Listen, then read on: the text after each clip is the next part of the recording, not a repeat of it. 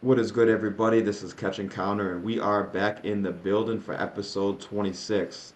We had some technical difficulties behind scenes, but it put us down, but it did not keep us out. So we are here. I am Jack, as always. I am joined by my guy Nibs. So Nibs, they tried to hold us down. More importantly, it was me. I had some technical difficulties, but we got to get the show going. So we found if there was a will, there was a way. We found a way. How we doing? How's your week and everything? How we feeling ahead of You were episode number 26? first off, you was rolling with the punches. You know what I'm saying, and you was catching and countering that thing. That's what we do, baby. Yeah, man. It's good to be back, bro. Episode 26. It's just another day in the office around here. You know what I mean? And we got a lot to talk about. Lot to talk about. Mister, I told you so was wrong in a motherfucker this weekend. You understand me? Although bounce back with the Chicago Bears, with the draft that just, first round. I don't know if anybody saw it, but we got Caleb Williams number one, Roma Dunze number 9. I just want to point that I know it's not boxing, but I'm winning right now, so deal with it. That's a fact. My Patriots got Drake May at number 3, which I wasn't a huge fan of before, but watched a little bit of tape this week. I'm a little more happy about that. It's a project, so it's not going to all happen next season or anything, but we got some momentum going forward, so I'll take it. But someone who had a lot of momentum, and that momentum is now kind of gone, is my guy, Devin the Dream Haney. He had a big fight last weekend against Ryan Garcia, and hey, we were both wrong on this one, but one thing I'll say is it's a lot easier being wrong when everybody else is wrong with you. So hey, almost all of us picked Devin Haney to win. Part of it was the antics that Ryan was doing before the fight, which we now see was in an act, was that what he was doing. Part of it was just a styles thing. A lot of us thought that Ryan had a lot of holes that a guy like Devin could exploit, but man, that ended up not being the case. So, first of all, what were your thoughts on just what was it like for you watching the fight live and unfold as Devin started off? Well, Ryan started off well in the first round, landed a good hook, shook Devin up. After that, rounds 2 through 5 and 6, Devin started to kind of get going, backing Ryan up. But after that, something we definitely didn't see happen was Ryan taking over the fight late. So, what was your thoughts kind of just watching through that fight and Ryan Garcia getting the job done? Bro, I mean, like you said, first off, predictions was Haney was going to do what Haney does, right? He might get in a little bit of trouble because Ryan can punch. We did talk about that though. When we were talking about who we were picking, this, that, and the third, is that Ryan has speed and he has power. Those are two things you can't teach. You either got them or you don't. You know what I'm saying? You can gain them, you can work on them, you can get better at them. But he's naturally fast, naturally a hard hitter. Those were his chances to win in that left hook. But we all thought, like just about everybody else, if you know the left hook is coming and you are as defensively great as Devin Haney says he is and has put on paper so far, you figure there's no way he's getting caught with that left hand, bro. It's just not going to happen. He might get caught with one the whole fight. So in the first round, I was thinking, oh, well, that's the one. He got caught with the one. He'll make adjustments. Never made the adjustments, bro. And just never made them. And he kept getting hit with that left hook. And every time you saw him trying to figure some shit out, and his legs did not look good.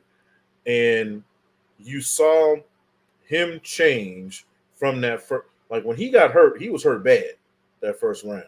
That wasn't like, oh, good shot, look up and keep on going. He was hurt bad. Had Ryan landed another 2 or 3 good punches, we might have been looking at a first round knockout.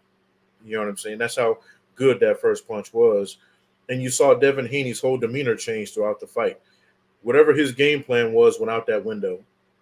Right? He tried to come back a little bit, but it almost kind of felt like Ryan Garcia was letting him kind of get off a little bit, lulling him back into this false sense of security, and then bam, caught his ass again.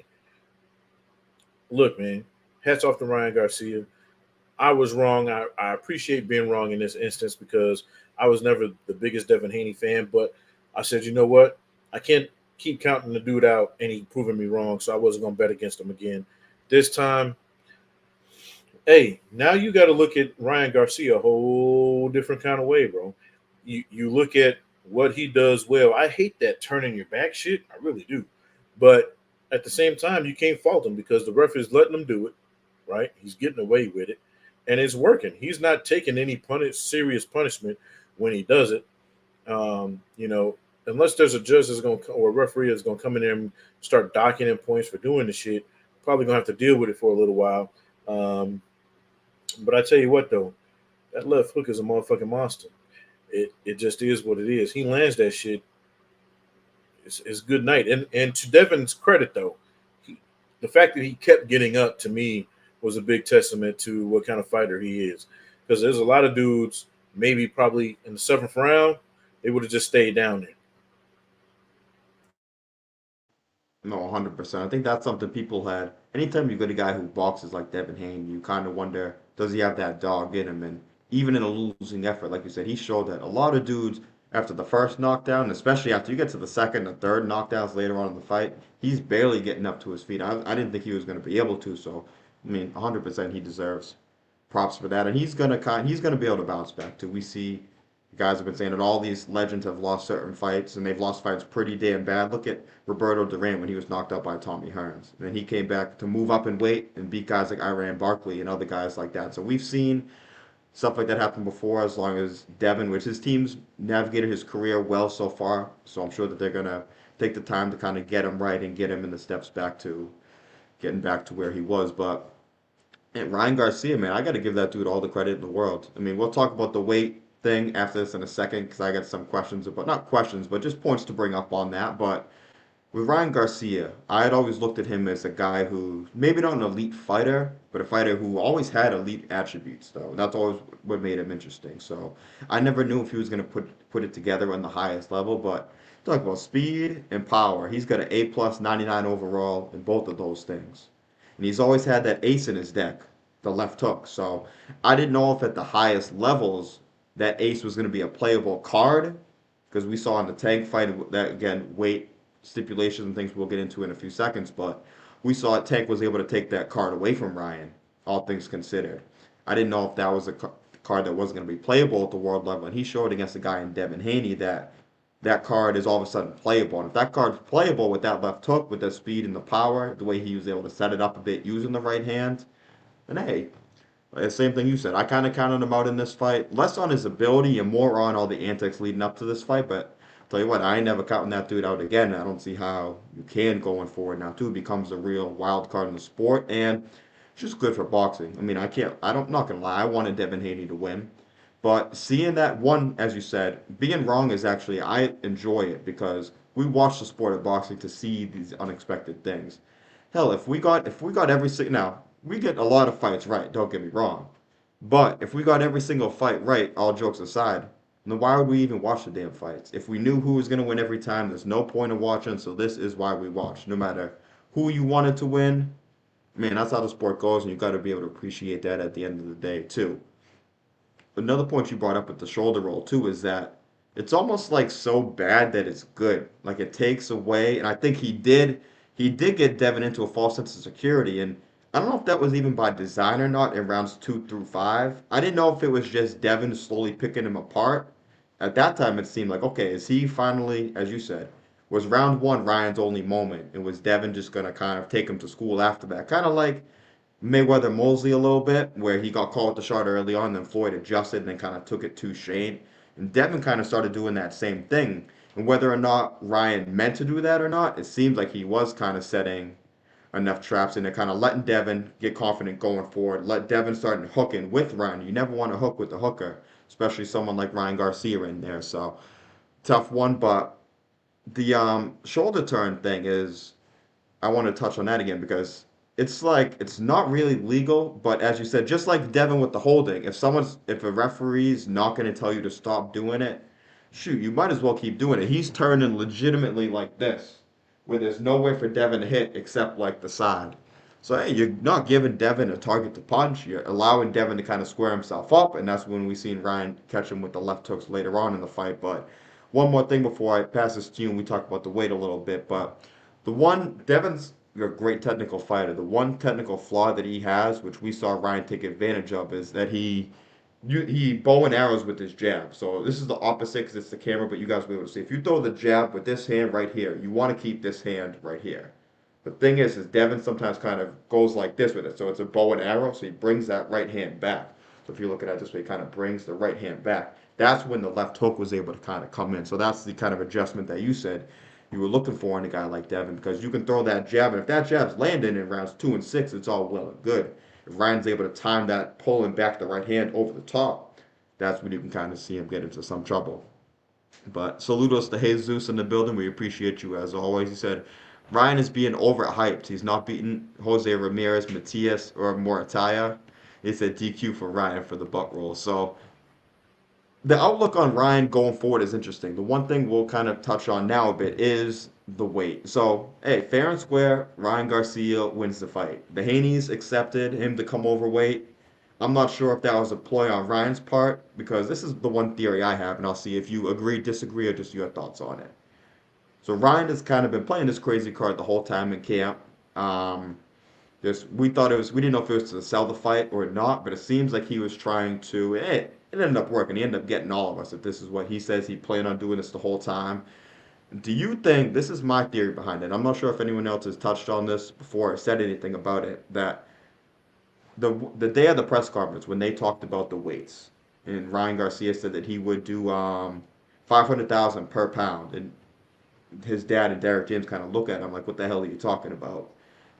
I think he must have done that on purpose. He knew then that he wasn't going to be making 140, I'm guessing. Is there a chance that he could have done that? Because now I look at it, now all these things are on the board. Did he really orchestrate this master plan? We might never know, but I think he might have done that, saying, "Hey, if I tell these dudes I'll give you 1.5 million for missing weight by this much, they're gonna look at it and say, this dude just gave us all this money. He can't be ready to fight. He wouldn't have made the deal if he knew that." So on and so forth. So I think that that could have been part of it. What are your thoughts just on him coming overweight? And do you see what I'm seeing at all with this massive plan, or do you think it was all kind of just a coincidence at the end of the day? Nah, I think that for the same reasons that you just said is the same reason I didn't pick him to win. I thought he was legitimately losing his fucking mind. But we saw a glimpse of this during the tank fight, right? To the lead up to the tank fight. Nowhere near as deep as to what he got into with Devin Haney. But people forget him and Devin have known each other since they were kids, like literal kids, right? They grew up in the same system, fighting. You know, they're both from California, so they came up in the same Golden Glove system. They fought each other. You know, I know it's been said a million times. You know, this was Game 7, right? They fought each other 6 times, both with 3 apiece. They know each other better than probably any other guys fighting each other nowadays, right? Other than guys who work out in the same gym.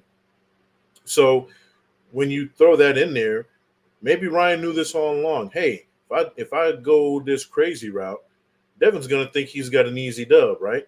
Because he knows him. He knows something we don't know. Then when you go with the weight, I want to first address the missing of the weight. I do think it's unprofessional. You sign a contract for a certain weight, you should meet that weight.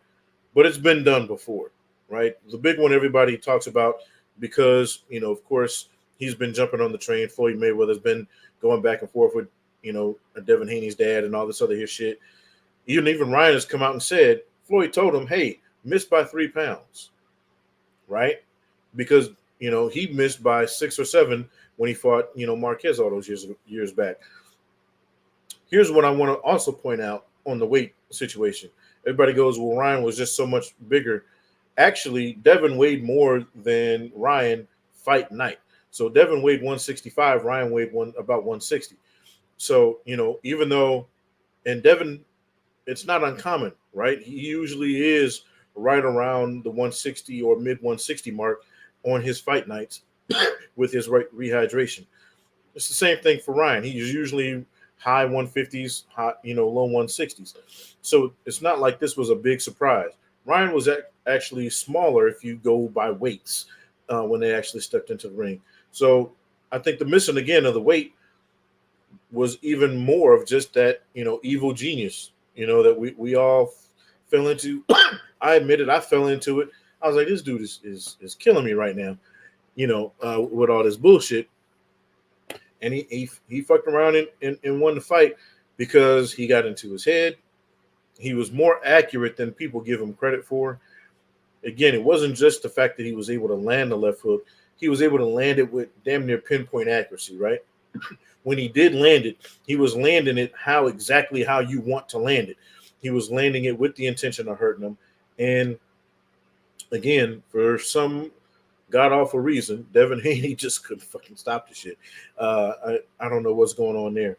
But, you know, people are going to overreact on both sides of this. There are going to be people who say now Devin Haney is trash. There are going to be people who say, oh, well, Ryan Garcia is the next, face of the sport. I've seen that. Let's chill. Let's chill. This is one fight, right? Ryan Garcia hasn't always looked his best. He put it on when he needed to, and he shocked the world by beating Devin Haney. But let's see you do it again. Like, some of the guys in the comments said, fight Matias. Well, he's going up to 147 now. Fight some of them big boys in 147. You know what I mean? There's some killers, even though Terrence and Arrow have moved on, or at least said so. You looking at, 147, you might be licking your chops. Well, there's still some dudes at 147 that can give you all the business you really want. So, let's pump your brakes and don't get to thinking it's going to be no easy way over there either. But, if he goes up to 147 and does the same thing to whomever he gets there, especially if it's a top 5 guy, well, then wait a minute. Now we got some shit to talk about, right? Because Devin Haney did what, he said he was going to do, moved up, fought a top 5 guy, dominated him, but then he gets damn near knocked out in his next fight. So let's wait and see what he does, with his next fight before we start crowning him. And then, again, let's give Devin a chance to regroup, get his shit back together, and come back. Now, Devin's problem is he's probably staying at 140, and there are a lot more killers at 140 than there are at 147, even with all that I just said. So Devin's not going to have an easy road back, or as easy a road going forward as I think Ryan will. But let's not overreact too much by throwing one guy away and putting one guy on a pedestal just yet.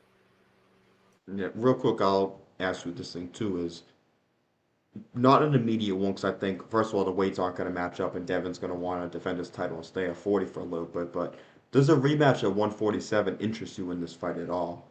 I'll kind of show two ways. One way it could and one way it couldn't. Because for me, at the end of the day, I still wouldn't mind seeing a rematch eventually. The 3 pounds, and even if Devin did rehydrate better, a lot of people looked at like, oh, it's only 3 pounds. What's the difference? Well, when you cut in weight, 3 pounds could be even 1 pound can be all the difference in the world. So you saw even the ceremonial weigh-ins, which was after the official weigh-in by a couple hours. Devin on the scales because he weighed in at 140. Devin still looked pretty drained, even a couple hours of being able to rehydrate. We saw Ryan on the scale. I mean, he looked strong, ready to go. He looked huge even then in there on fight night. So I'm kind of surprised that Devin outweighed him. But that's just a thing that people don't realize sometimes. And there's no excuses because, I mean, Haney and them took the fight. They thought that Ryan wasn't going to be ready. And to your point also of the one thing is that the weight, did that make Ryan stronger? Yes, I think that's fair to say it made him stronger. Did it maybe weaken Devin's punch resistance a little bit? Yeah, that's fair too. But as you were saying before, you still got hit with the left hook X amount of times. So it's still a stylistic thing. Even if I can say, okay, maybe with the weight both at 147, I think it would be an interesting fight again. I'd be willing to see it. As you said, there's still stylistic things that you got to change going forward because you do bow and arrow with that jab still, and you still do get hit with the counter left hook. So, what are your thoughts on a rematch? The weights, the styles, is any of that kind of note to you? Yeah, it is, man. And I think what it is there's a big difference. I've said this a million times. I'm sick and tired of guys fighting at weights that they shouldn't be trying or killing themselves to make, right? I said this with Sebastian Frondora a while back. He seems to have proved me wrong, at least to this point with his recent win. But you look at a kid who's fighting at, we're just gonna take this fight. Devin's fighting at 140. You see it's killing him to make that 140 mark. Ryan Garcia says, fuck it. I'm not gonna kill myself. I'm gonna get close enough. You know what I mean? To make it look like I tried. But I'm gonna be at this 143. Come fight night, I'm at 160. He probably walks around 165, 170, right? Just walking around. But you're having to cut 20, 25, 30 pounds to make a weight, right? And I'm talking about both of these guys. They probably both walk around a little bit heavier. I don't know if you've seen any of the interviews Devin Haney has done outside of the ring when he's not training for a fight. He looks like a stocky dude. He looks like he walks around like a good 170, 175, just walking around. So if that's your walk around weight, you should be fighting within 10, 15 pounds of that weight.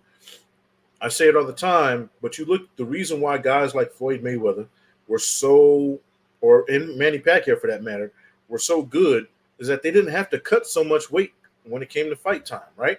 These dudes will walk, Floyd walked around 155. So making 145, 147 wasn't shit. Making 154 wasn't shit. He didn't even have to lose any weight. You know what I mean? You just show up. So when your walk around weight and your fighting weight are about the same, that's when you get the best results. I think it's easier, and that's why I think Ryan's going to move up to 147. I think he'll eventually get to 154, maybe even once. I see 160 in his future for being 100% because he's a big kid. He's not a little guy. You know what I mean? Even for the welterweight division, or even if he got to 154, 160, he'd be about average size for that division. So Devin Haney, I see 147 in his future. Maybe not right now. Take a couple of two gimme fights, rebuild your confidence because you did just get your ass whipped. Let's call it what it is. Maybe he wants to jump right back in though. Maybe he wants to pull an Abraham Nova, as we say, jump right back into it, and give me the business because I still think I'm the man. We'll figure it out, bro. But I don't think the weight has as big as deal as everybody says it is because both guys usually pack on a lot of weight after weigh-ins anyway. Yeah, we got a few comments in here too. We got Jesus saying Giovanni Santillan beats Ryan easy. They got sparring beef. Gio Santillan's a problem for anybody at 147. I was kind of sleeping on him. He had a few up and down performances, but man, after that Rocha performance, he's right up in the mix with those guys, especially as we said with the little passing of the guard we got at 147 right now. We got my guy Jeff from Bourbon and Boxing. We already showed one of his comments on here. I think Boxing's got to step in these moments and make the final decision. Then Jesus here. Jesus, I'm not sure what you're really meaning. You said let's stop with the 3 pounds excuse. Ryan's got no boxing skills. So first of all, I don't think either one of us is making it as an excuse. I just brought it up because it's just a fact that he missed weight. We also brought up the stylistic points of just Ryan still was able to land some of those shots too. So you're saying stuff with the excuse, but then Ryan has no boxing skills, which Ryan's not Pernell Whitaker by any means, but I'm not too sure, my guy, what you're meaning right there. But he does have some good examples about other big guys who make 140. Elvis Rodriguez, another one here, big guy that makes 140. And then Bourbon and Boxing, Jeff says Devin does not have power for the higher divisions.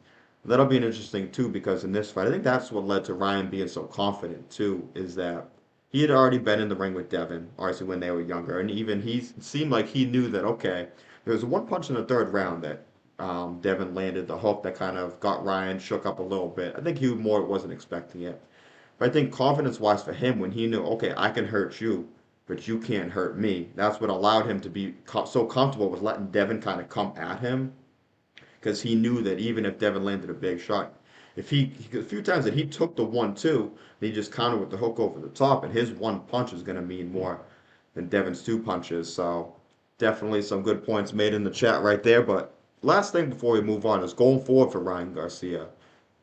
Looks like he's going to go to 147. Are we gonna? Could we look back on this being kind of the night he put everything together, or do you think this is something he can build off of going forward? Because he looked great. Still a lot of lulls of action in the fight where I think other guys, bigger guys at 47, could take advantage of maybe. Ryan kind of reminds me of Teofimo Lopez a bit. They're different fighters, but neither one kind of creates offense well. They're both dynamic when the openings kind of come to them. So I think that's why we saw Devin in this fight I mean, Ryan in this fight let Devin kind of come forward so he could kind of set the traps, but I still think that those guys, when they're hunting guys down, which you'd think they'd be at their best because they're big power guys, they're actually better off when those guys are coming to them and kind of letting them just like kind of do the work for them. So, who do you think Ryan fits in at 147? I mean, does he beat? I mean, we don't have to say if he beats these guys, but like Emmanuel Stanionis, Mario Barrios, even though Connor Ben in the mix, Gio Santillan, some tough guys, even if they're not the names of the Boots Ennis and the Crawford and Spence that are leaving. Do you think he fits right in the mix with those guys at 147? Or what are your thoughts?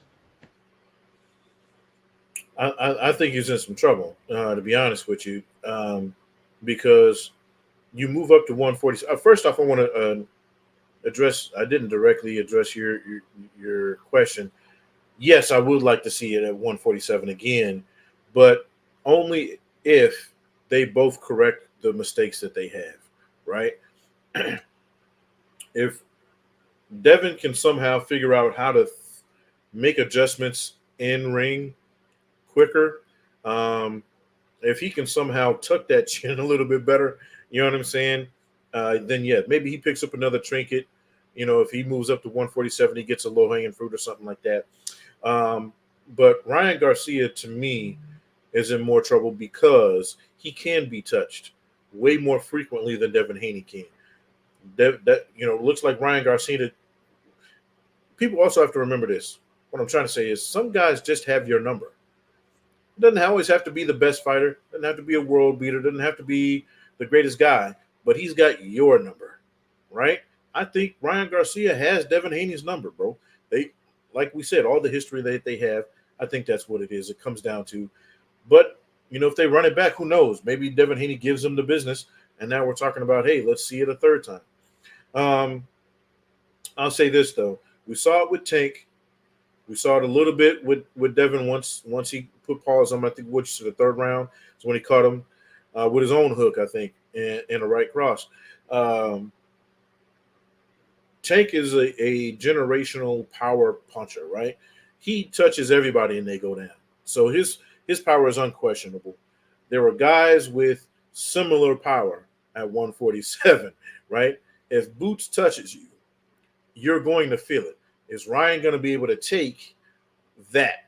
You know, you see he's avoiding the rest of those monsters at 140.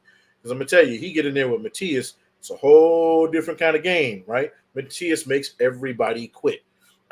There's a reason for that, right? Excuse me. Boots puts people who don't normally get put out. So I think you have to move Ryan carefully at 147 because there are some guys out there who are going to test that chin, and he might not be ready for it, bro. Especially if he's calling out Fundora. I mean, look, if there's one thing Funny can do, he can test that chin, bro, and Funny can bang. So let's put them brakes on. You know what I mean? Before you get to calling out, he calling out some big boys, bro. So we'll see what happens.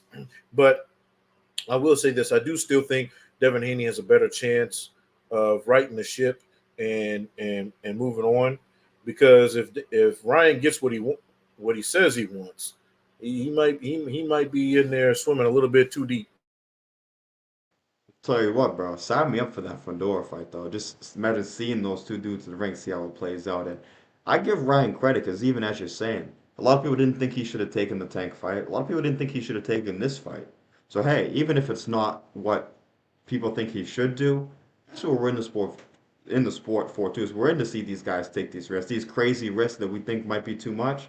Hey, we thought the same thing last week and we saw how that played out, but Jeff from Bourbon and Boxing had a good comment here about Derek James, but Derek James I think was the key for Ryan in this fight. We've seen the clip of between the 11th and 12th rounds, where Ryan was amped, kind of yelling and screaming, and Derek kind of sat him down, is like screaming at him, just telling him to just he's got to focus up. You can't let this get to your head. You got one more damn round. You got to finish this fight, and that's the difference that I saw in the corner of Derek James, kind of bringing Ryan back down to earth. And without that, does Ryan win the fight? Probably, but that shows a lot to me in what Derek James is able to do with Ryan. And it's funny how they say you're only as good as your last fight as a boxer. Hey, as a trainer, it's the same thing. Just a year and a half ago, everyone was calling Derek James the best trainer in the world, and all of a sudden, everyone threw him in the garbage, and all of a sudden, he's really good again. Thing is, he didn't change as a trainer. He's still the same trainer he was before. It all depends on the fighters and the performances that they give, but it was good to see Hey, Derek James kind of get it's back in the just win like the column. NFL, bro. They don't fire the players; they fire the coach. Hmm. You know, That's a fact. Hmm. And Jesus, trust me, that fight is 100% a joke or a circus. But me and you both know that we would sit our asses down and watch that fight 100%. So is it part of a circus? Absolutely. Would I be buying a ticket to the circus if I could? You're damn sure I would. That's a fact. hey, that's one thing about the circus; it's really fucking entertaining. Hmm. Hmm. You know what I mean? So, hey, we'll be there. I do Yeah. want to say this though. To your point, where's all the criticism on Haney's dad, Bill Haney, right? Hmm. Like you didn't get you know the Rocky moment in the corner with him. You didn't get any of that. But his son is losing. You are obviously losing. I didn't unless they were just deliberately not paying attention to it. Nobody was saying like they were acting like he was winning the fight or they didn't know what to say to him. That I think that's just as important as you pointed out, right?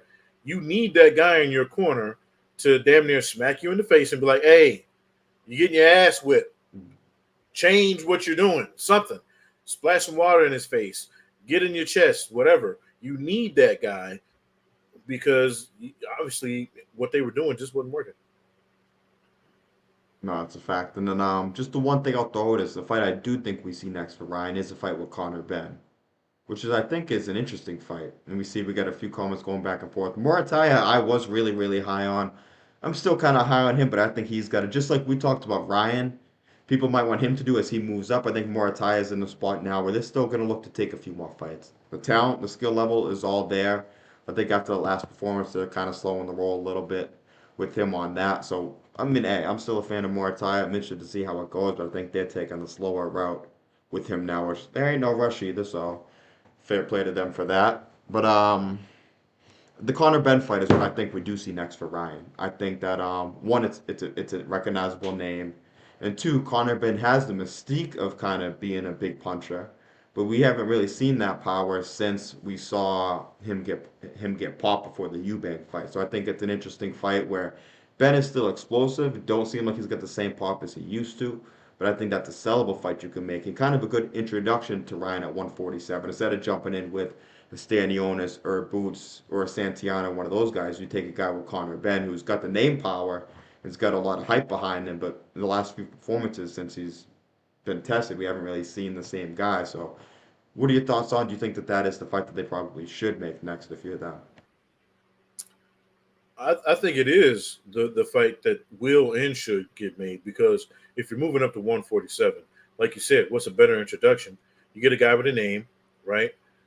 He doesn't have a belt, but he's a guy a lot of people thought should have gotten one by now. So you beat him, then that puts you right in position to get one of those belts.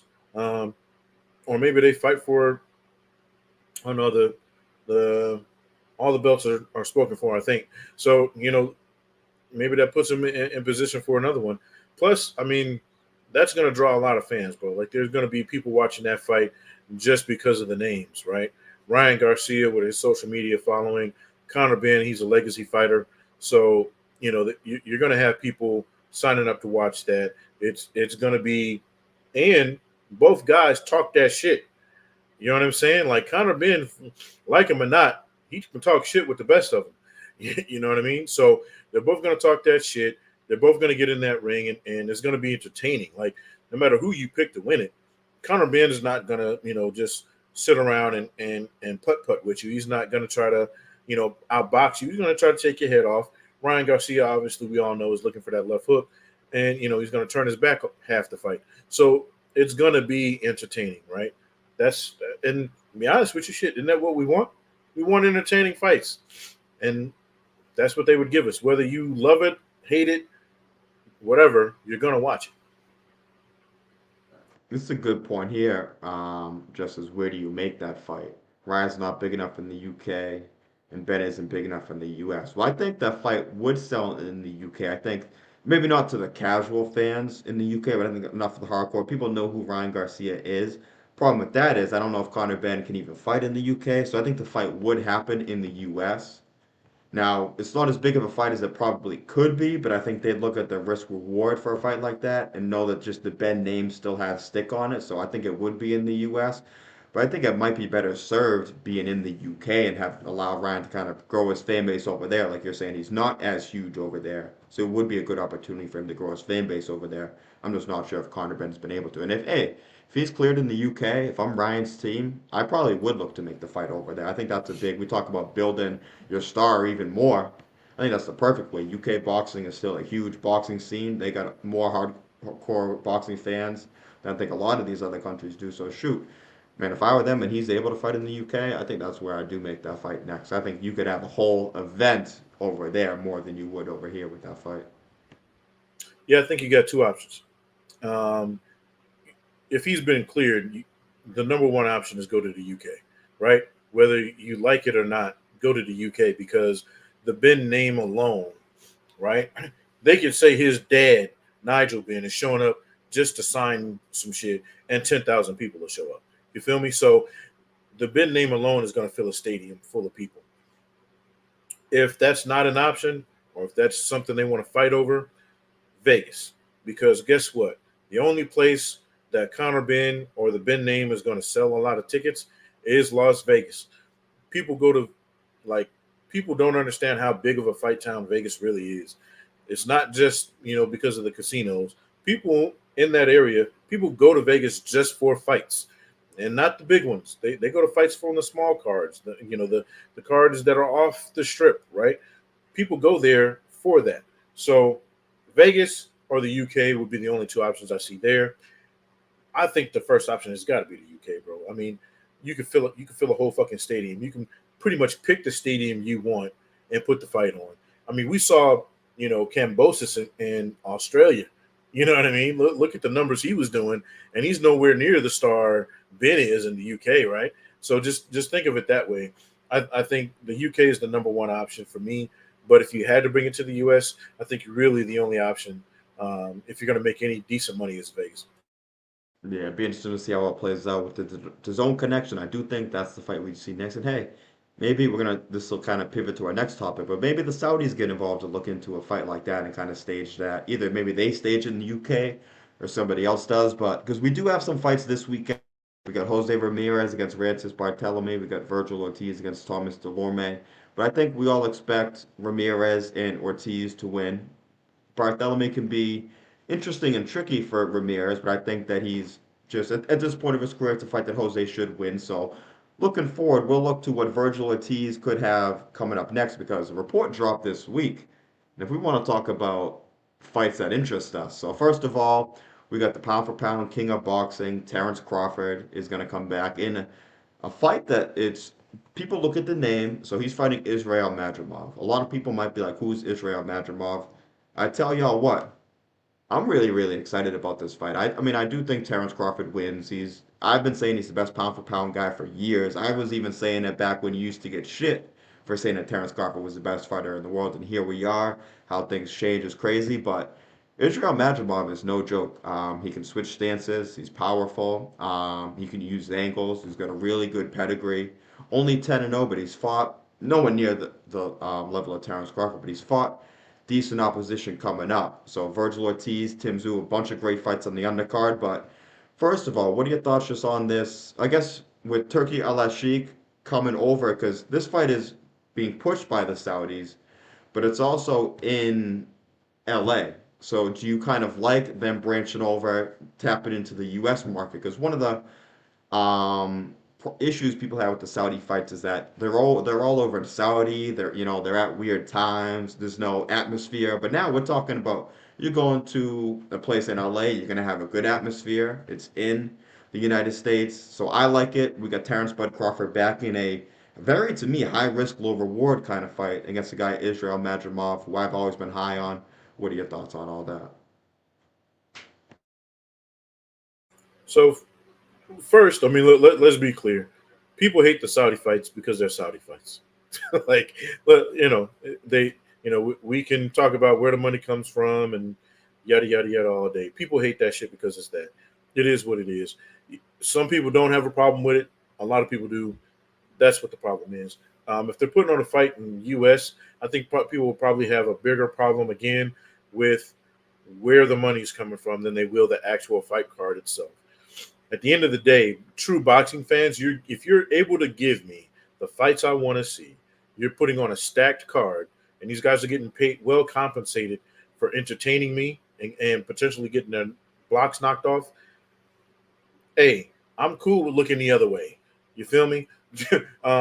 Because it's boxing. This is one of it's, and I know that's a cop out when we say that, but it's one of those real. It's one of the sports, the last sports where I don't really give a shit about your views on this, that, and the third. We don't cancel people here. It's come in here, fucking fight, and we'll deal with the rest of the shit later, right? But yeah, that I think casual fans and people outside the boxing world, that's what the problem is. With that being said, I love the fight. To be honest with you, like a lot of people go, well, he's unknown. He's not one of the bigger names. He's got a belt, bro. Like, you know what I mean? Shut the fuck up. He's beating the people he needs to beat. You know what I mean? He's at where he's at because you look at Lomachenko. Lomachenko was getting title fights. What, his third, fourth fight? So let's cut it out. A lot of these guys now are coming over, and because they've been superstars in the amateurs and the Olympic world. Now they're coming over. By the time they're 10 fights in, they're world champions, right? I think he's just following that kind of mold, and he's you alluded to it perfectly. He's a real dangerous fight for Terrence Crawford. This isn't some easy, low hanging fruit people think it is because you don't know his name. Nah, this dude's legit. He's gonna give Terrence Crawford some problems on paper. You know, every time I say that, Terrence Crawford makes me look stupid. He goes out and he makes people look really, really amateurish. We all thought the Spence fight was going to be way harder than it was, and he looked like he could have done that with one arm behind his back.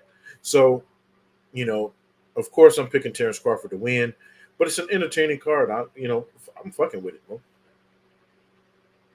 100%. And before we get into this undercard, we just kind of mention the fights that we got because we talk about these undercards. One thing about the Saudis too is, hey, they're bringing one of the biggest criticisms, brother, we've seen in boxing is people look at all the UFC, which the UFC undercards are kind of getting overrated now too. So let's settle down on that a little bit. But it's also been okay, the UFC, they'll give us not just the main event, but they'll give us five other fights we're interested in. Well, now these Saudi cards are giving us damn near seven fights we're interested in. I mean, like, it's crazy when we run through. We've got Andy Cruz against Antonio Moran, David Morrell against Hot Rod, the guy at 175, Andy Ruiz, Big Baby Miller. There's a lot that we could go into about that fight. Tim Tszyu, Virgil Ortiz, Isak Cruz, and Rayo. I mean, bro, just that itself would be a good card. Never mind you throw in Terrence Crawford as the main event against Madrimov, which to me would be one of Terrence Crawford's best wins. I got no complaints about that. But let's go to Jeff's comment right here. He mentioned this on his page earlier today too. What do we think of boxing making fights with fights scheduled to with basically making fights ahead of future fights, which as he mentioned on his page earlier, is that you've seen this go wrong. We saw it with Wilder and Joshua. They went to make that fight, and obviously we see what happened there. Now they're doing it with Virgil Ortiz, and it seems to be a safer bet against a guy like Thomas Delorme. But what do you think about doing stuff like this? Because all it takes is, yeah, Virgil should win. What if Virgil gets hurt? What if he has another problem missing weight? What if there's a headbutt? He gets cut. There's so many things that could happen. So though it does help build up the fights and helps you get familiar with guys, like when before Tank fought Ryan, the Hector Garcia fight did kind of help hype up that fight. But what are your thoughts overall? Because it is a risky game that you're starting to run with these kind of things, because anything can happen once you step in that ring. This is still boxing, bro. Like you, all the things you alluded to, yeah. And then let's put into context here. Like you mentioned Wilder and when he was fighting Parker, Parker didn't get the memo, or maybe he did and was like, "Well, fuck you," like you know what I mean. I'm trying to win my own title here. So you have to take into consideration there's another guy in that ring with the guy you are making this fight with. That guy wants to win too, right? Most of the time. Sometimes you do get that opponent who's just in there to look good enough, get his check, and hopefully get another big fight down the road. But a lot of the times at this level, you're fighting another guy that's saying, "Hey, if I can beat Virgil Ortiz, shit, that puts me right back into the mix, right? I'm fighting Deontay Wilder. That puts me right back into the mix. You sh- and it makes it look like you're just completely overlooking and disrespecting the guy you got in there fight night before you move on. It to me is disrespectful, right? How you schedule another fight and you ain't even fought me yet? Fuck out of here. You know what I'm saying? It's like, yeah, we expect him to win and we want to make that fight, but I'm not making shit until you, like you said, because it ain't even about the win or the loss. Virgil Ortiz could win that fight and get a bad cut, could break his hand, he could slip coming out the shower.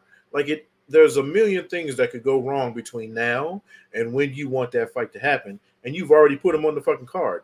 Now, what are you gonna do if he can't fight? Now you're scrambling, and we've seen that too, right? People will pay for cards based on the names that were put on there. Then something happens, and you're scrambling to get a replacement. Nah, man. As a fan, I hate it. I think I understand the business side of it, but even that to me is a little retarded. Make these fights once these guys win, bro. Yep, no, that's a fact. And basically, I agree with everything you said, so I'm gonna just leave it at that. But as you said, there's a lot more that can go wrong than can go right in situations like that. And that's what you always want to look at anything in life. Is the risk worth the possible reward? Well, it could be in certain instances, but that's why each fight is different. You want to, as you said, yeah, you might set a guy up to win, but he might not even make it to the scales. He might have an injury in camp. He might break his hand knocking the guy out. So you never know what can kind of happen in there. But I want to appreciate this comment right here. Hit the like button, people. Let's support the channel. We appreciate y'all. We don't sit up here. We don't ask and beg for nothing, but we do got like 12 or 13 of you guys in here. So if y'all are listening, if you do appreciate it, you might as well hit the like button because it does a lot for us. So like I said, we ain't on here begging for stuff all the time, but just know at all times we appreciate all of y'all. You guys really do help the show flow. And before we get into Jeff's next question here, which is a really good question too, looking at this undercard, what is the one fight that really kind of intrigues you? We got Ryo and Pitbull, we got Tim Tszyu, Virgil Ortiz, Andy Ruiz, Big Baby Miller, and then we got David Morrell and Andy Cruz in two separate fights. If there was one fight you could kind of put people onto on this undercard, I get an idea what mine is. I think it might be yours too, but what's the one fight do you think people, especially on this undercard, should look forward to?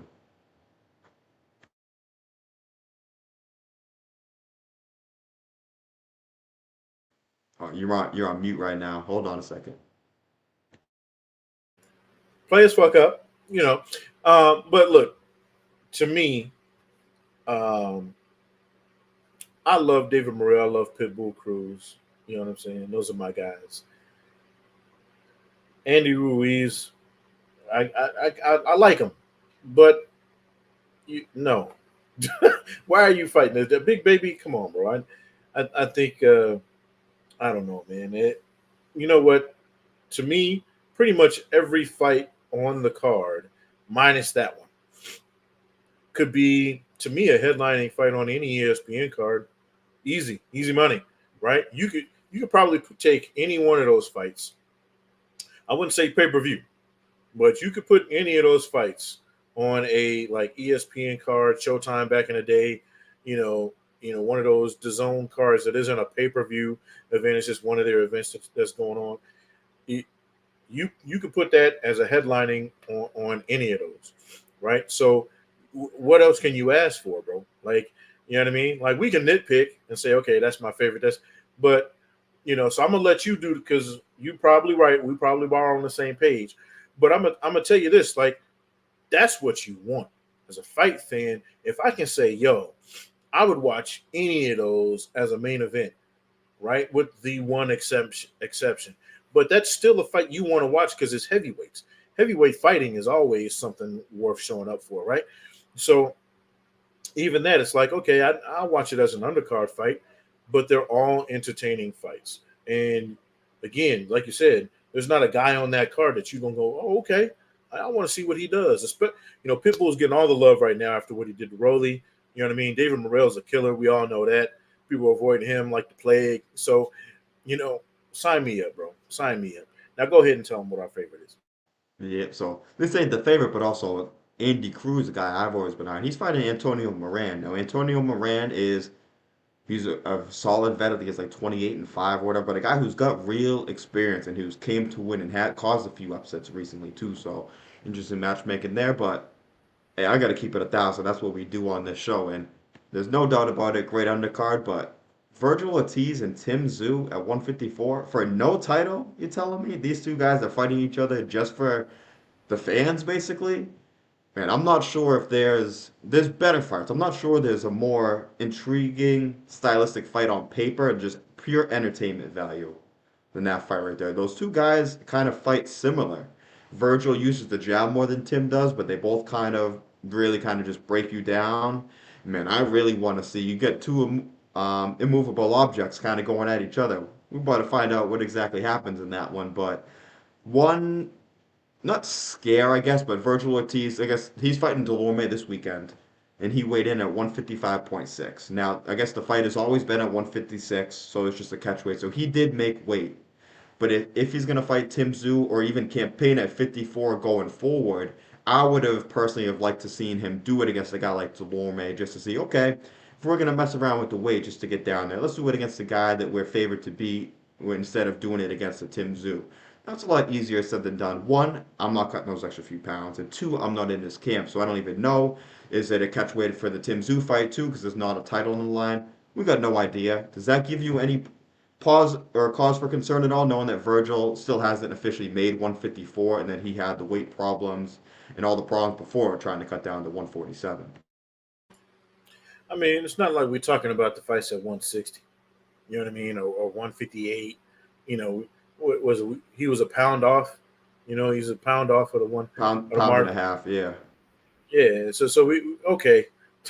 So he can probably squeeze out another pound and a half. Now I know a lot of people sometimes that last pound is a bitch, but if he's already there, right? He's already in the mentality of getting around 154, and then we got another fight coming up soon, right behind it. You would think, right? He should be able to maintain and stay on track to hit the 154. So to me, it's not a big issue, but it is the best fight on the card as far as I'm concerned. Because even though it's not for a title fight, it's like you look at the winner of that and you go, "That's the champ." Like that's the champ right there, bro. Like my only concern really is the Zoo cut because that cut was ridiculously bad. So I don't know if he's fully healed from that because I remember we mentioned this before. It reminded me of that Badu Jack cut that Badu Jack had. Badu Jack had to sit out for like a good like what year or two before he could come back because that shit was just it was egregious. It was bleeding all over the place, and it's in a spot where it's going to be a spout. It's just going to constantly be bleeding, no matter what kind of cut man you have. It's going to just be constant blood shooting out. So for me, that would be more a concern than the weight. But yeah, I mean, obviously, you want to see him fighting at 154 as opposed to these 156s, 157s. But he's close, so whatever. Like I said, yeah, he's close, and I'm sure that they wouldn't have made the fight if they weren't sure if he was going to be able to make the weight. I'm just looking out for this health and safety of him because man, that dude's got all the talent in the world. Not aggravated me, but like, and I say it did aggravate me. Not anyone's wrong to, but it aggravated me just that he was absent of the sport, and that's no one's fault. He had his own health, certain things. Someone who's dealt with certain health things. Hey, I understand that 100%. So it's no one's fault, but sport kind of needs guys like him, all action guys in there. So when he's in there at his health, and just anything could happen in the sport. It's a dangerous sport. You never know what can happen. So I'm just hoping that he's healthy and at a weight he can fight at because that dude can fight his ass off. So real quick before we just touch on another recent announcement, which we'll go through real quick. Jeff said, which card is better? And I want to see you guys in the chat comment on this too. We got the June 1st card, better BFB Vol in the 5v5, or the August 3rd card. So the August 3rd card is the one that we just mentioned. Just to quickly, the June 1st card, the main event is Artur Beterbiev, Dimitri Bivol. And that's the one that's got the undercard with Wilder, Zhang, Dubois, and Hergovich. Raymond Ford against Nick Ball, which I really, really like that fight. Talk about these deep undercards. Raymond Ford, Nick Ball is a main event fight, and that's going to be the fourth fight on there. You got Ammo Williams against Shiraz, and then Willie Hutchinson against Craig Richards, I think. So, hey, for my money, I like both fight cards, but I got to go with that June 1st card. You got Better BF Bivol as the main event. You give me Wilder Zhang, Hergovich Dubois, and then Raymond Ford and Nick Ball. I'd have to probably go with that card. But the fact that the card we just talked about might not be the best card we got coming up, so we're in a pretty damn good spot in the sport. So, but if you had to pick one of those two cards, which one would you pick of those ones and why? To be honest with you, I say you could flip a coin, bro. I know there are going to be people who look at the names and go, "Oh, that card, June 1st is going to be the one because of the names. They do have the better heavyweight fight. I'll give you that. But when you look at the matchups that are on the August 3rd card, pick a weakness. Even the one fight that I was joking about, right? You know, as a matchup, it's actually a really good fucking matchup. When you look at the matchups, I think the August 3rd has the better matchups. I think the June 1st has the bigger wow, right? Like, and plus, we've all wanted Better Be Even Bivol to fucking fight forever. So the fact that we're actually finally fucking getting that is amazing. So that might just elevate it, the June 1st card over the August 3rd for me if there was a way to do it. But to be honest with you, I say flip a coin because again, you look at the matchups on August 3rd and pick a hole. I dare you. Like I'll wait. You know what I mean? June 1st, there aren't any holes either. But at the same time, okay, I'm not as excited about those matchups as I am August 3rd. But they've got some really big names. The real big fight for me is obviously Bitter Beef and Bivol. I'm kind of over Wilder at this point, to be honest with you. We've talked off air about that. So, for a number of reasons, I hope he's serious. He's done some comeback videos, some interviews talking about, the beast is back and all that. We'll see, bro.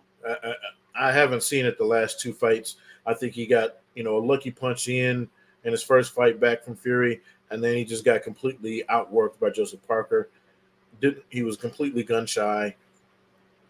So we'll see. I'm not as high on that fight as maybe some other people are. So for me, I mean, if I had to pick one, I'd say August 3rd, to be honest with you, because I think the matchups are impeccable. Yeah, but I would say for if just one undercard fight, I would probably say the Tim Mizzou and the Virgil fight. So if you get saying that, and you get the best fighter in the world, Terrence Crawford on there too. As we said, these are the good problems to have in boxing. We've had a lot of bad problems and bad arguments, but hey, if we're arguing about something like this, like I said, hey, sports in a pretty You're damn good splitting place. hairs. So, You're splitting mm-hmm, hairs. Yeah. no, Yeah. 100%. So one thing I want to touch on, we'll just briefly spend just like a minute or two on this, but it's a fight that we've both been raving about for years now, since it happened. To me, it might be. I'll go on a limb and say it's probably the best fight that I've seen. I didn't see it live, just from watching on TV, but we got the rematch between Katie Taylor and Amanda Serrano coming. It's gonna be live on Netflix on the Jake Paul Mike Tyson undercard. We haven't talked about the Jake Paul Mike Tyson fight. I don't even want to kind of get into that. But I think this is an awesome opportunity for Katie Taylor and Amanda Serrano to have their rematch on a platform like Netflix for free. We talk about all the potential viewership that can see a great fight like that. You can put the highlights of the first fight, all those kind of things out. So I know I'm sure as hell excited. I know you might even be more excited than I am for this one. So just run us through your thoughts on that rematch being announced and kind of what a platform like Netflix can kind of bring to and just kind of the shine that a fight like this really deserves too. First off, kudos to Netflix for getting into the boxing business. I think this was their kind of checkmate a little bit to Amazon Prime getting into the game, right? But we'll say that the only thing I want to say is let's be very clear. This is the main event of this card. I don't give a fuck about the circus that goes on, after it. But this is the main event. You talking about one of, if not the best female fight of all time. These two women were involved in. We're talking about two of the highest level people, period. Right? Now, you telling me we get to run it back and I get to watch it on Netflix? I ain't gotta pay no extra shit. Look, bro, I'm gonna tell you something right now. Find me a better fight in the last 10 years, male or female. I'm not talking, you know, as good or on the same. I'm talking find me a better balls out fight between two people, and I'll bow down to you. But I'm here to tell you, it don't get much better than what they put on for my money. You and I'm gonna stand on that hill all day. So yeah, bro, I'm excited as fuck. I can't wait for this shit. These are iconic fighters. You know what I mean? We're not talking about two chicks on the come up. These are the best of the best, and they're fighting each other. And the fact I think Serrano's actually coming back up again, right? Like I think she's coming back up a couple of weights from her last fight. That proves to you how much these women want this shit, bro. These women are saying, okay, look, you want to fight me at two weight classes above me? Bet I got you. You want to fight me two weight classes below you? Bet I got you. They making fights, bro. Whew. We got Real Ray in the building too. Shout out to the boxing shop. They're on Monday night. So if y'all are already tuned into us, I'm sure you know about them. But Monday nights, midnight Eastern time, check them out. But Ray, I hate to break it to you, but if we see, if we have a platform like this, Amanda Serrano gonna be on Netflix, bro, I don't think she's moving away from those Jordans. I think you might not be happy, but we're gonna see she's gonna have the custom made. She's gonna have a special design on there and everything, but she's gonna show it with that one. So unfortunately, you might have to wait for her next fight for that one because I don't think Yeah, she's wearing boxing shoes anytime soon. Jeff she saying, she "Will definitely getting them J's on. Jeff saying will it be three 2 minute, three 12 3 minute rounds?" That's a good question. I No, think it's gonna be no, 10 twos, right? Which yeah, is ten unfortunate. I think it's twos, gonna be 10 twos. Yeah. Because and Katie that Taylor is is on the Katie champion, Taylor. so she gets the choice, I think, Yeah, right? Yeah, okay. Mhm. yeah. Katie Taylor said, "Nah, she's not doing the 12 round fights." Yep. Yeah, Hybrid we was got good, high. bro. Yeah, salute to you, Hybrid. I appreciate you. I appreciate all you guys as always. So Real Ray saying, "Don't do that." Nibs, Garcia Haney was better. Getting a little laughing with that one for sure, but that about wraps things up. So one, or what do you want to touch on that real quick, or? Nah, I mean, look, man, look. Mhm. No, it wasn't. I mean, look, there been like I said, I'm not knocking any other fights out there that were great. We've had some really great fights, in recent history.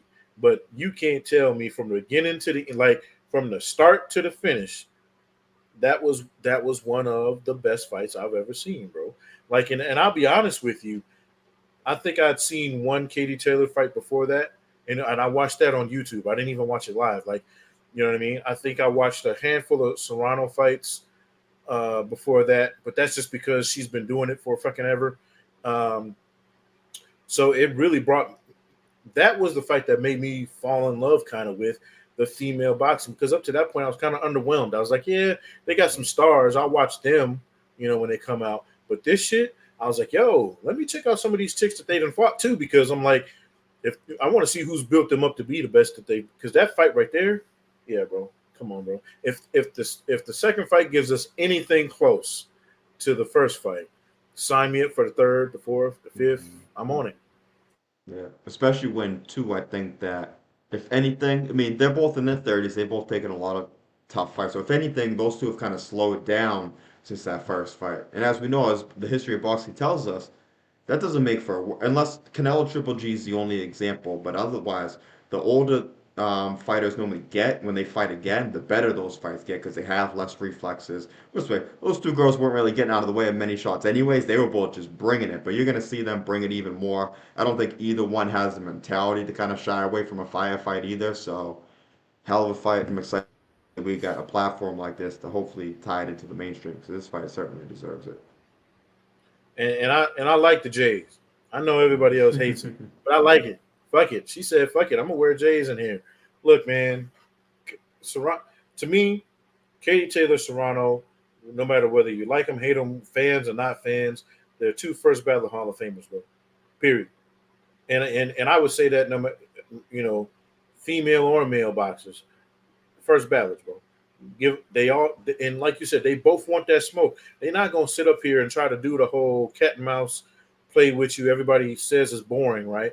They're not gonna try to box. These two girls are getting in there to fight. So You get in a fight. You're not getting a boxing match. This is boxing. But them two girls getting in there and they gonna fight, and we're gonna have a real good fight on our hands, and I can't wait. Yeah, they're It's gonna about to be fight a it. Kuro Gotti and Mickey Ward type shit. I'm trying to tell you.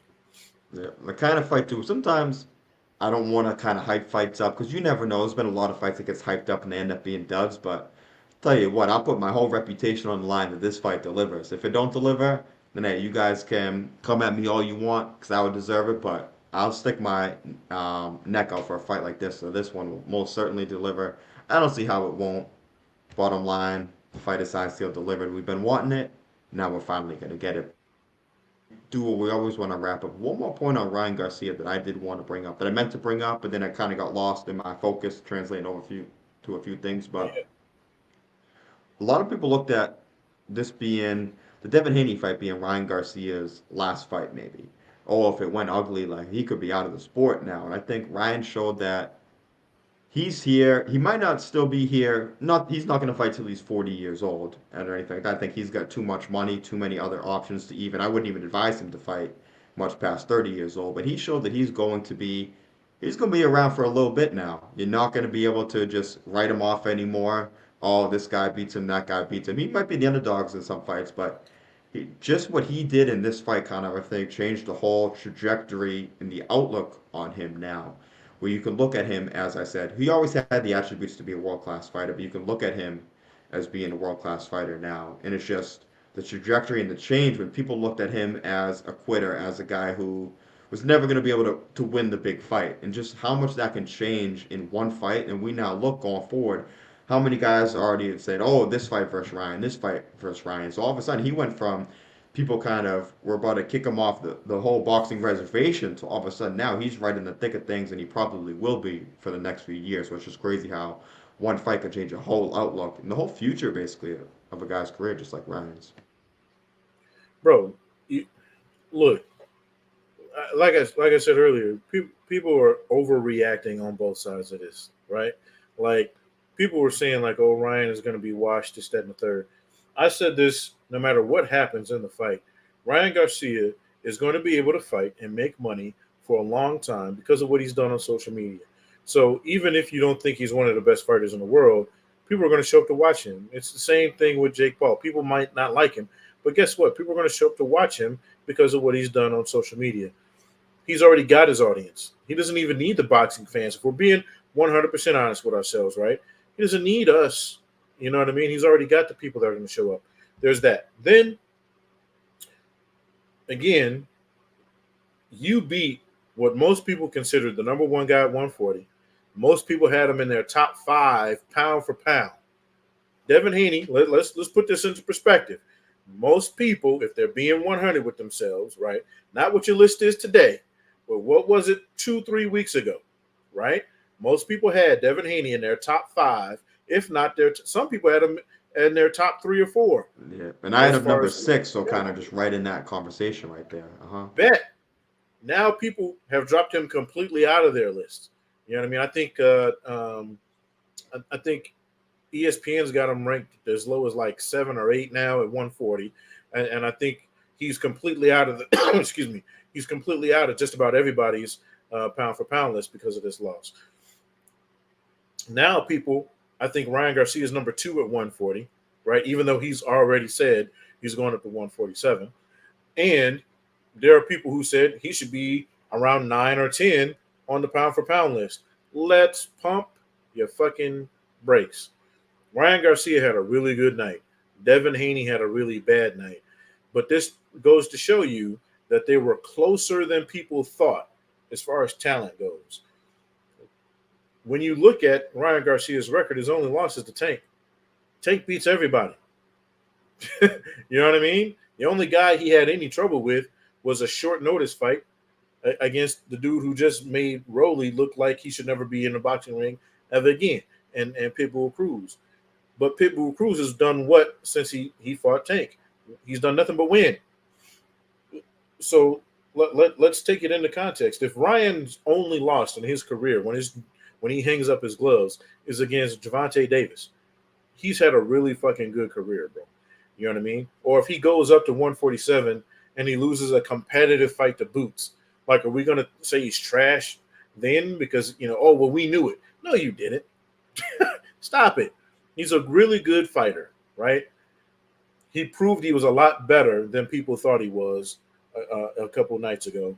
Devin Haney probably not as good as we all thought he was, or he's got some really serious holes to fix. So, but they're both really good fighters, bro. I just think people are overreacting both ways, which we all love to do, and I'm probably going to do later anyway. So, it is what it is. Yeah. Yeah, I mean, that's almost what we're supposed to do, I think, after these fights. We're always supposed to exaggerate one way or the other. I think that's what people want to hear, too. We keep it real as much as we can. But one thing, like I said, we keep it 1,000 on this show. And I do think that stylistically, Tank was always a bad matchup for Ryan. But I'll tell you what, looking at the side-by-side picture, I know one of them was Photoshop, but even seeing just the pictures of Ryan that fought Devin and Ryan that fought Tank, it does make me rethink that fight a little bit now too, and think, okay, maybe Ryan wasn't lying then. Maybe he really was that weak, and just you took his word for it even back then. But now when you see how much bigger and stronger he looks, it makes okay, Tank. Maybe you did make a good decision putting that rehydration clause on him, and that's a fight that I would love to see a rematch at a healthy weight for both guys. I just don't think the weights are going to match up for that, but. I love Tank. I was happy when he beat Ryan Garcia, but I got to keep it real and now say well, you did get the worst version of Ryan Garcia, fair to say that if the Ryan Garcia that fought Devin fought the Ryan Garcia that fought Tank, the Ryan from last week knocks that other Ryan clean out. So that's what's it's tough to kind of compare performances. I've seen people saying, oh, this is why Devin would have always beat Tank. And maybe he would have always, I mean, maybe that's why Tank would have always beaten Devin. And maybe he would have. Like you said, I'm not here to count out Tank against anybody. I feel the same way you do about him.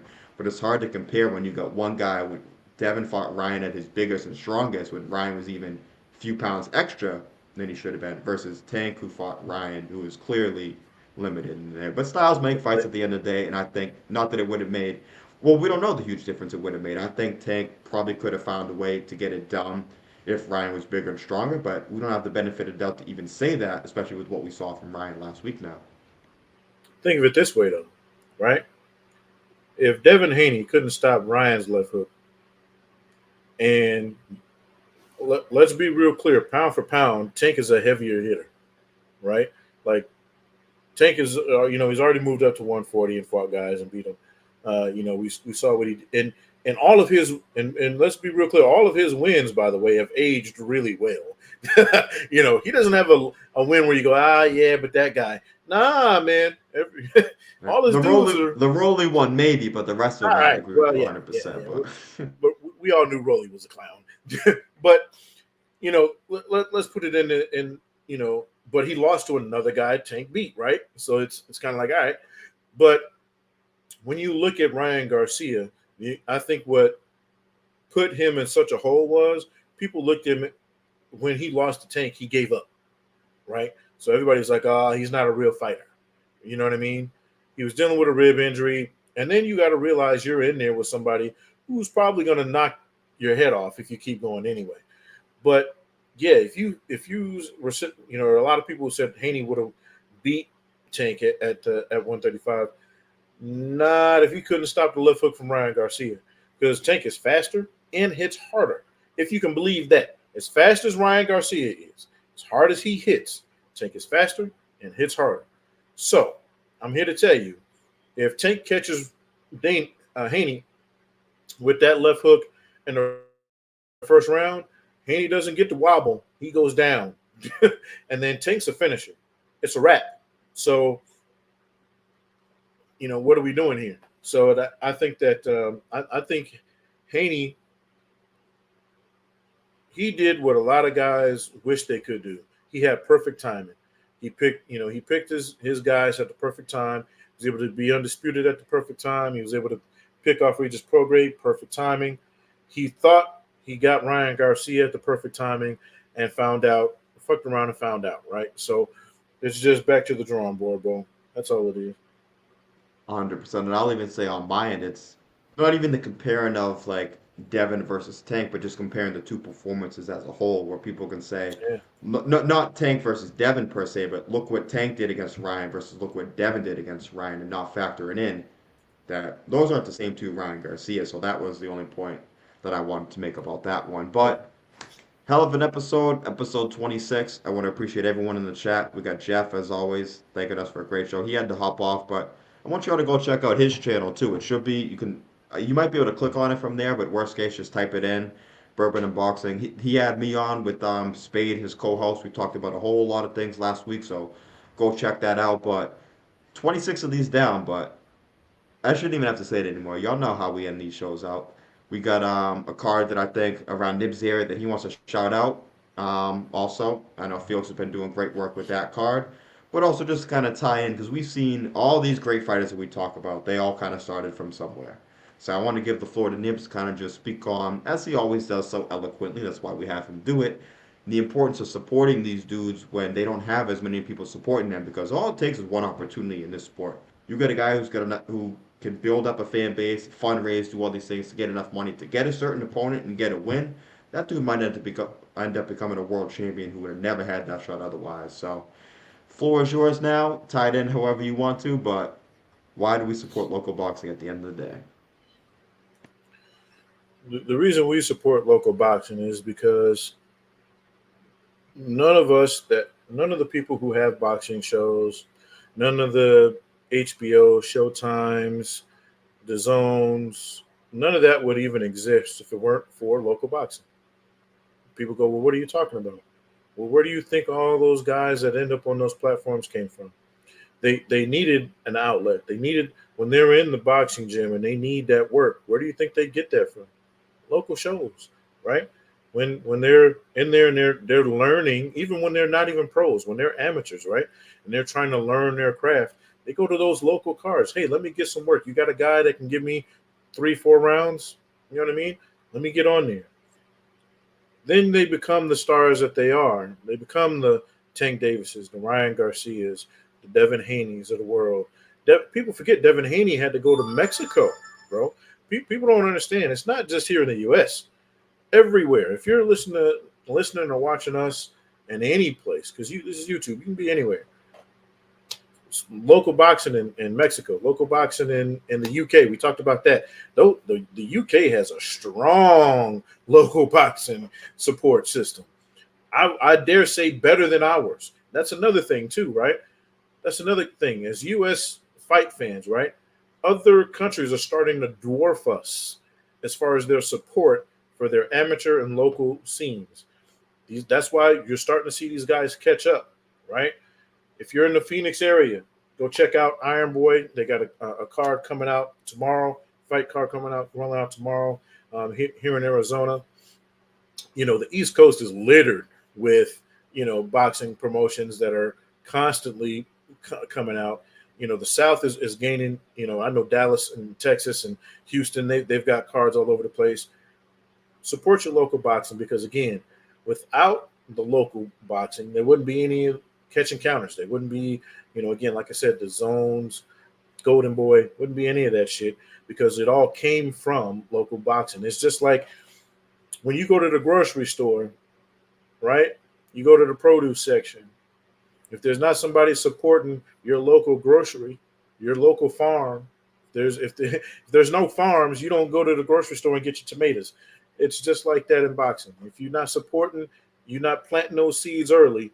Well, you can't enjoy the fruits of your labor. So support that local boxing. Support Catch and Counter. That's Jack. I'm Nibs. Fuck with us. Fuck with us or fuck off, right? That's all we gotta say. So appreciate all y'all for episode 26. Before we get out of here, though, because real quick, just want like 2 word answers from you. NFL draft was last night. Obviously, we're big football guys. We talked about it on your show. Sounds about right. Bears had a good draft. Patriots had, maybe not the draft the Bears did, but I was happy with what we did, even what we did today, getting Jalen Polk, receiver from Washington. But I can go first if you want to think about it for a second. But if you had to give, excluding our teams, your favorite pick of the first round and the most surprising pick of the first round, what would you think they are? So I could even go first. So Mm. the most surprising pick to me was a pick that I loved for this guy, but it's got to be Michael Penix going 8 to Atlanta. I mean, I'm so happy. I've been a big fan of his, even just his whole story. So to see him get drafted that high, it was dope to see. But Kirk Cousins ain't the happiest man in the world because they just gave him $100+ million to be on the team for Hmm, 2 to 4 years, and they said, okay, that yeah, they say we believe in you. We're gonna give you all this money. We don't believe in you enough though, because we are gonna draft your replacement too. So that one kind of surprised me. But the top picks are, I mean, they're all great picks. Marvin Harrison's an easy one. Joe Alt to the Chargers is a big one. But I'm gonna say the my favorite pick for this team was Serrano from Penn State going to the Jets. I didn't know what they were gonna do, but that's a great move by them. They got Tyrone Smith, they got Morgan Moses for offensive lineman help, but both those guys are older. They're both injury prone. We already seen how offensive line ruined their season last year. They could have got a weapon, but I think this was a mature decision by the Jets to get a tackle from Penn State who should be really, really good. Unlike Joe Alt, he might need a little bit of time to learn, but you got Tyrone Smith and you got Morgan Moses. You can afford to kind of slow play him into it, and one of those two dudes is going to miss some time at some point this year, so you kind of got yourself covered on their end. But favorite pick, most surprising pick, what you got for us before we hop on out of here? So my most okay. Let me give my favorite pick first. Obviously, I'm a Bears fan, so if I take those two picks out of it, excuse me, my favorite pick is your most surprising. Is Michael Penix going to At- Atlanta? To me, it's not the most surprising pick, and the reason it's not the most surprising pick is because of my favorite pick. It's the six quarterbacks going in the first round, right? To me, that was the most surprising because most people pre-draft would have told you there were going to be four quarterbacks picked in the first round, and then day two there'd be a number of guys coming behind that, right? Because a lot of people thought there was a big cliff after those top four. I was telling people from the jump, look, even I'm on record as saying even the guy we picked, Caleb Williams, he was to me the fifth best quarterback coming out of college. Now, what he does in the NFL is still to be seen, but just based off of what I saw in college.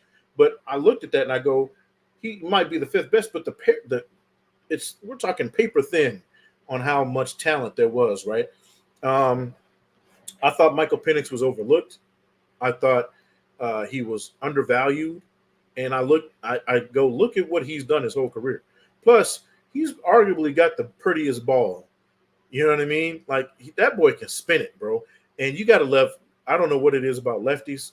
The way they throw it, it just seems to be a lot. I mean, Michael Vick had a pretty ball. You know what I'm saying? Like lefties. I don't know what it is. They put something on there, but I think Michael Penix to Atlanta to me was my favorite pick because of he's going to a team that's got a guy that he doesn't have to start for right away. Michael Penix can sit for a year, 2 years. Yeah, I know they threw a lot of money at at the guy they got in there now. But let's be real clear. You were brought in, Kirk Cousins. You were brought in to be the bridge, right? The whole that's what it is. Yeah, they want to win now, but they want to win now bridge. You feel me? And because of how many quarterbacks they had in this draft, you knew they were going to pick one later, sooner or later. He just didn't think it was going to be the first round. But to me, yeah, that's my favorite pick because of the most surprising thing. I didn't expect there to be six quarterbacks taken off the board in the first round. I was like, wait, what? Like, and that surprisingly allowed us to get Rome at number 9 because of you know there were um, I will say this. I thought kind of surprising, but kind of not, that there were so many wide receivers taken in the first round too. There was a lot of offense before we even got to defense, and to me, I thought the defensive players were going to come off the board a lot sooner. That's another surprise for me. So, but yeah, my favorite is Michael Penix because of the situation he gets to go into, and then just the surprise that there were six quarterbacks fucking taken. You know, And that's six in the top 12 too, which is crazy. I think that's a record they bet. said, but yeah, I like this move for Penix too, because as you said, it's crazy how things change. Just even when I was a little younger, you expected this, and now it's like you're drafting a guy to sit him. It's like, bro, that's how things used to always go. It's crazy how times have changed though. And yeah, Kirk Cousins got 4 years, 180 million, but when you look deeper into that contract, it's only guaranteed for 2 years. The money, it's all front loaded to 100 million for 2 years. So after those first 2 years, they could say, you know what? take your extra $5 million, go somewhere else. We already got our guy. So I do like the move for Michael Penix. The dude runs a 4.55 too. I know he's had some knee surgeries, but And he can I rap. do.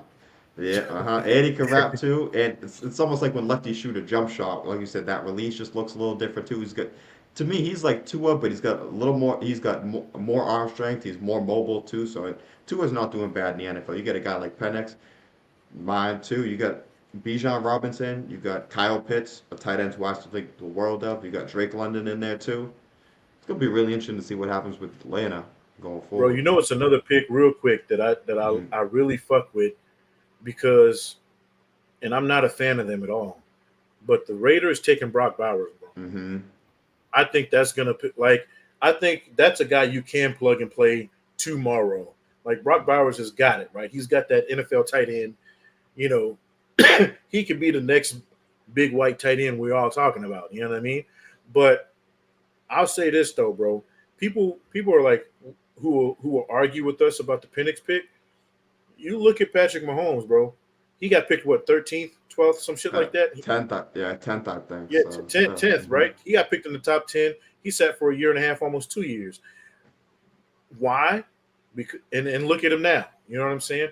You look at the guys who get drafted and can sit. They usually when they do hit, Jordan Love's the best example of that recently too. Played out perfect.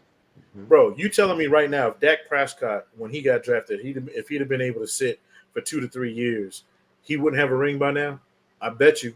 I bet you. The guys who have to come in and start right away, they got to learn a lot harder lessons than the guys who get to sit and sit behind real legit guys. Like you're coming in and sitting behind Kirk Cousins, dude. You're not. That's not a slouch. It's not a bum. You know, Mahomes got to sit behind Alex Smith. Hell, Tom Brady got to sit behind motherfucking Drew Bledsoe. Like, Yeah. come on, bro. Dudes who get to come and sit behind all pro kind of level guys. Hey, bro. Right. Penn is gonna be a problem in a couple of years, Hmm. bro. Yeah, like I said, too, Jordan Love behind Rodgers, Rodgers behind Brett Favre. So we see these things play out all the time. I'm hoping even for my Patriots, Jacoby Brissett, he ain't no world beater, but he's the kind of guy that Drake May can also learn from. Drake May probably not ready yet. He might make some erratic decisions. You play him right away.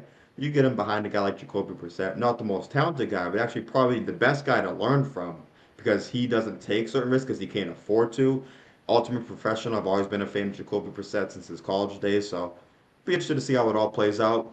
Two extra picks I wanted to shout out was Seattle getting Byron Murphy, the D tackle from Texas at 16. I thought that was a great pick. Then also the Minnesota Vikings. I don't love the JJ McCarthy pick, but you traded up and you got Dallas Turner at 17, who I thought could have been gone to Atlanta at 8. I give them props for that pick as well, for sure. Bro, I'll say this. Um, I thought he was gonna go a little bit higher, but he kind of fell right where he was expected to. Jared Verse to the Rams, Mm-hmm. bruh, bruh. They they got one of them ones. Like, you know what I mean? And then the fact that you got, Khalil leaving and all that, so they they're plugging right back in a guy that guys that got out of there. So yeah, Jared Verse to the Rams is dangerous, man. But yeah, that Dallas Turner, whoo, yeah, yeah. 100%. Shoot, we could keep going with picks all day long. But at this point, I think we'll wrap things up. Xavier Worthy to the Chiefs. It's never a bad idea to get Patrick Mahomes, the fastest guy in NFL history, too. We'll see how that works out, but not the worst thing in the world for them. But that is it for episode But can he 26. catch? But Hmm. can he That's what it's catch? That's what we'll find out. That's why I personally wouldn't have wanted Worthy because no disrespect to him, but those fast dudes never really work out too. You never. I mean, there's only so many Deshaun You get Jacksons in him, the world, but so we're yeah, gonna have to see. John you Ross know was what? supposed to be the best thing ever. We see John Ross ain't even Was in the NFL no more. the last like super fast dude that got hyped up and was taken early was Deshaun Jackson. He's like the last one that really worked, Mhm. bro. Yeah. A lot of those super speedy guys get taken first round. Like you said, John Ross, they just Mhm. don't pan out. I mean, hell, even the cheetah, he was picked what in the sixth round or some shit. Yeah, So, I think so. yeah, so Yeah. but a lot of these like prima donna fast guys, they get in the league, and plus he's like what One, 150, 160. 160. 165 probably in sweatpants with weights in his pockets or whatever too, but so probably in the Yeah, 150 somewhere there. yeah. He gonna fuck around and find out real fast. This Yeah. ain't Texas, bro. No, the fact I will say, I mean, hey, Andy Reid's the one who wanted him. Andy Reid was able to make things work with Deshaun Jackson, so I trust Andy Reid at this point. If Andy Reid thinks he's the guy, I'll give Andy Reid benefit of the doubt on that one. But Yeah, great, yeah. great show overall. It's always a pleasure to do it with you, my guys. So appreciate all Yes, y'all tuning in. We still get some viewers, so the viewership even climbed a little bit for this little football talk here. So we appreciate y'all sticking around.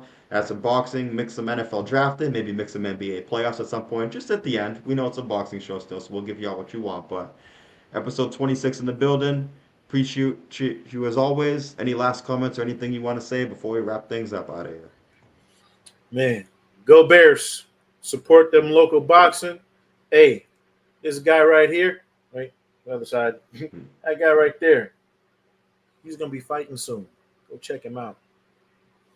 So I appreciate all y'all. I'll have more information on that going forward too, but I don't like to talk about it. I like to be about it. One thing's for sure is I'm definitely going to be about it though. So that's it for episode 26. The Boxing Shop will be back Monday. We'll be back Friday.